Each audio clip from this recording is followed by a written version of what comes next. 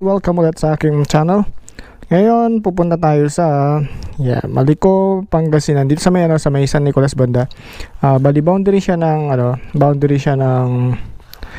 Nueva Vizcaya and Pangasinan. Samahan niyo ako.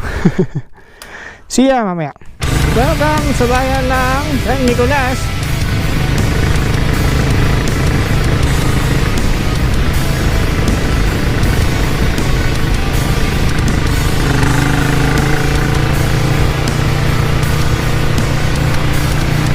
Lagi ako maakyat dito sa lugar na to, pero ngayon ko lang iakyat itong itong Cafe 400 natin dito. Ganda rin kasi dito ito nga, twisties, yun, talagang paakyat. Pagdating sa taas, para na rin siyang para ka na rin nasa Baguio, malamig din lang talaga. Okay, so uusapan natin ngayon kung bakit classic ang ginusto nating motor. So dinami-dami ng mga categories na wag nating isali yung price point, tong brand. Iyan lang natin yung category kumbaga ng motor. So bakit classic at hindi sports bike, diba, naked bike, ano pa ba, adventure, kung ano ba. Maraming klase naman ng motor scooters, lalo na scooter, kasi syempre lahat ng mga kaibigan natin dito naka-scooter. Pero bakit classic ang pinili natin? So number 1, siguro nga tama yung sinabi nila, ang classic ng ganitong klaseng motor is pang matanda, sabi nga nila. Kaya lang inaano kasi natin, habang tumatanda yata talaga, gusto na lang talaga natin ng tahimik kumbaga. I mean, walang kompromiso. Kasi una sa lahat, yun nga about dun sa mga maintenance. Kapag ito, mi-maintain mo to, konti lang mi-maintain mo Number 2, sa riding position. Riding position kasi na ito, para ka rin lang naka-adventure bike. Kasi nga, relax na relax. Number 3, marami nagagawa tong motor na to na hindi nagagawa ng ibang motor. Like for example, pwede mo ring i-trail kahit na pero wag lang masyadong hard trail syempre. Like mga light trail, pwede to, kayang-kaya na ito. Yung ibang mga bike, like for example yung sports bike, hindi mo naman pwedeng i-trail. Syempre, kung ba naman i-trail mo yun, hindi nasira yun. Syempre, lahat naman tayo, ayaw naman natin masira ang ating mga motor. So ito hindi, pwede siya pang pagbagan talaga. Kahit na pang off-road, mga light trail, kayang-kaya na ito. Like an adventure bike. Another one, pag ito talaga yung yung motor mo, sabi nga nila binabagi minsan sa karakteristik like for example sa mga sports bike ba, o kaya kahit naka-underbone ka na Raider, ganon, syempre minsan parang lagi mabilis. Ito hindi, gusto mo lang talaga smooth ride, kasi ganon ang karakteristik ng mga old school, sabi nga nila. Ganon naman pala, bakit di na lang cruiser bike ang kinuha mo? May mga lugar nga lang talaga na hindi mo pwedeng puntahan din. For example, yun nga, hindi mo pwedeng itawid sa ilog yun. Kasi nga malulunod yung tambutso nun, malulunod yung nun. Hindi kaya na ito, mas mataas ang ground clearance. Marami pa rin mga daan dito na hindi natatapos So sa mga akit na Maliko, medyo ingat-ingat pa rin po. Marami pa rin mga buhangin sa kalsada. Ingat sa pagbabanking. Sa mga bibili ng motor, alamin muna natin din syempre yung mga riding style natin, or ano ba talaga gusto natin. Saan ba tayo kadalasan magra-rides? More on highway ba tayo? More on off-road ba tayo? More on kalsada? City riding? Yan. Kasi may nagtanong din sa akin na ano ba mas prefer ko?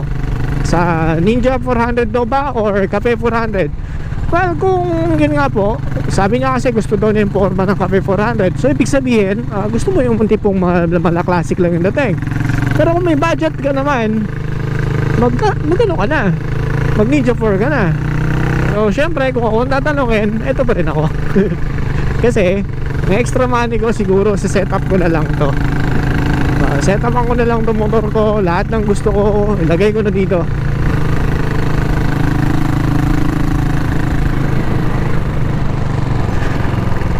Stunning pa rin talaga ang view dito.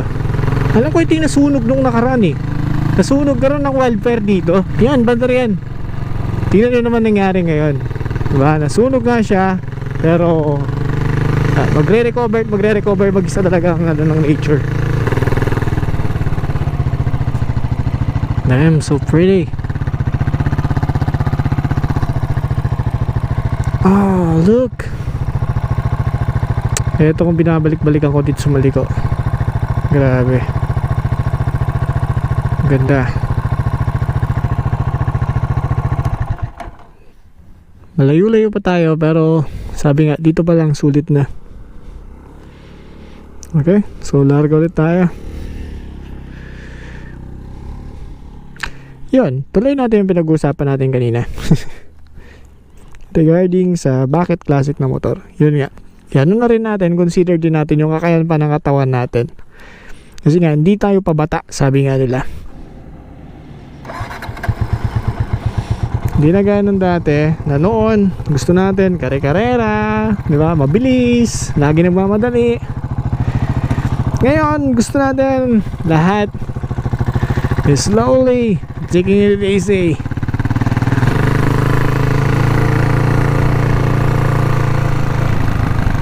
So yun, kasi yung katawan natin minsan sa totoo lang, medyo pag tumatanda tayo syempre sumasakit-sakit na rin yung mga kasukasuhan ba.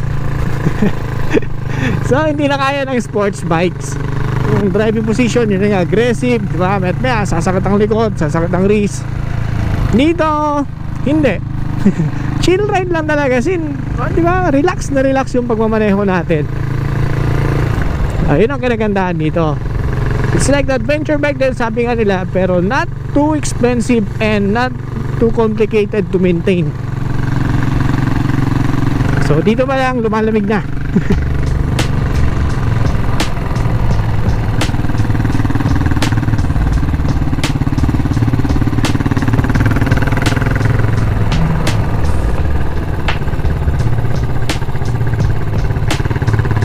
Isa pang characteristic ng mga classic bike or mga nagdadrive ng mga classic motorcycle, yun nga, ayaw talaga nila ng gulo.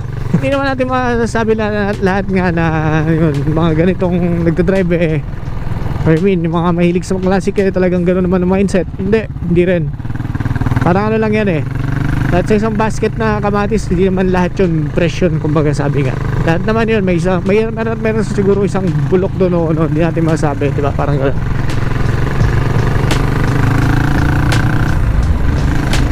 So kagaya nga ng sinabi ko dati, ano man ang iyong minamaneho, mapa-classic man yan, sports bike, adventure bike, o kahit ano pa yan, cruiser type o ano, enjoy lang natin ang kalsada, right?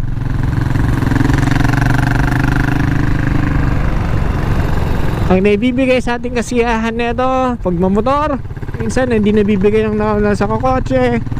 Kesyo mas komportable nga naman doon pagka umulan, di ba? Hindi ka mababasa, pero dito mababasa ka pa, ganun. Pero sabi nga nila, hanggat hindi ka nagda-drive ng motor o hindi ka nagmo-motor, hindi mo maintindihan mga nagmo-motor.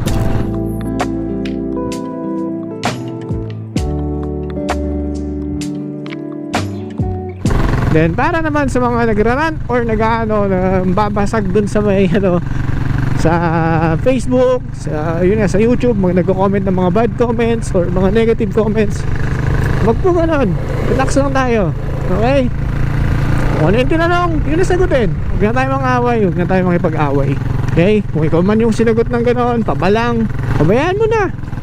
Tingnan mo na, siguro may pinagdadaanan lang yung taong yun. Siguro hindi masarap ang ulam niya kagabi, gano'n, parang gano'n. Yun lang yun. Ang ganda mo, maliko, bakit ka ganyan? Parang lahat gusto kong hintuan. Woo! Sarap! Siguro masasarap to pagka may drone. Actually, isang ano ko rin lang, pagka sa drone naman kasi, yun nga, iba yung view sa taas, kumbaga, kumpara mo dito sa pag pumunta ka dito, iba pa rin yung nakikita mo. Look at that, man! Oh, mga nakapark dito. Ang ganda niya. Ay, natatagalan tayo sa kagandahan niya. Bagay, di naman tayo nagmamadali. Whee! Medyo mahirap pa i-banking tong motor natin. Gawa nga nung medyo madulas pa yung gulong.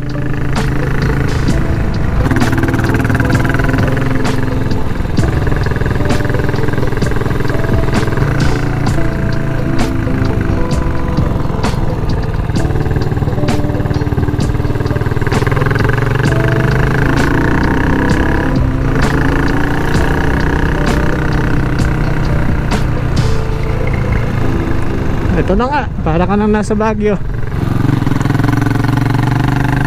Bagay na bagay talaga yung pangalan nito, Maliko. Punong-puno ng liko. Baka may magtanong po kung di ba mahirap iliko itong mini zigzag konti itong motor natin. Okay lang po. Pag natakbo naman itong motor na to, magaan naman na siya.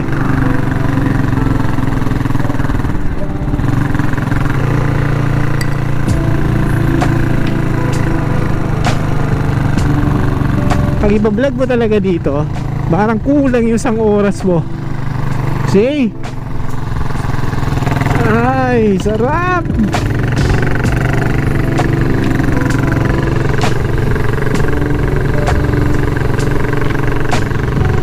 Sa lahat ng bagong subscriber ko, sa mga nanood po ng videos ko, umabot po yung isang video natin ng 10,000 views. Yay! Subscriber na lang po. Kulang na kulang pa. Pakitulungan po ako. Please subscribe na kayo sa akin.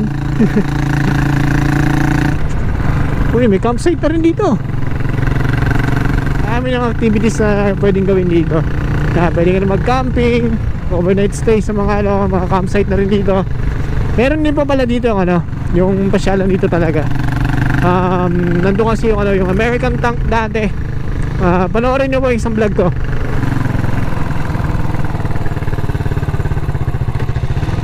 Ito, Lagusan.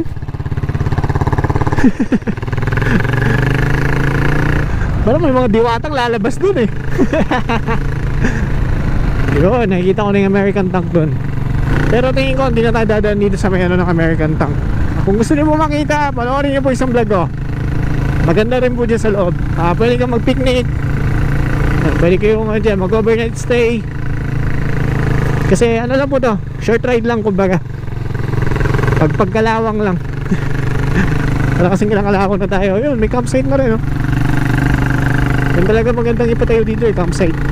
At ayun na nga, ang daming tao doon.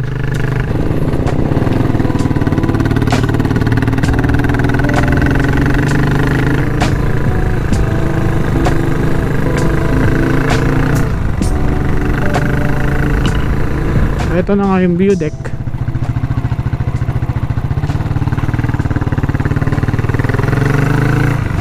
Diretso nga natin yung konti ito. Kasi hindi ko pa napuntahan to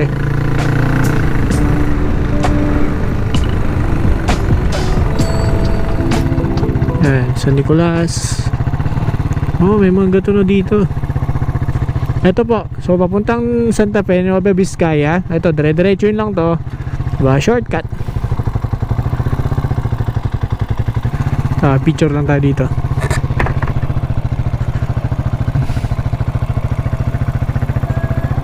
Picture lang, sir. Picture lang.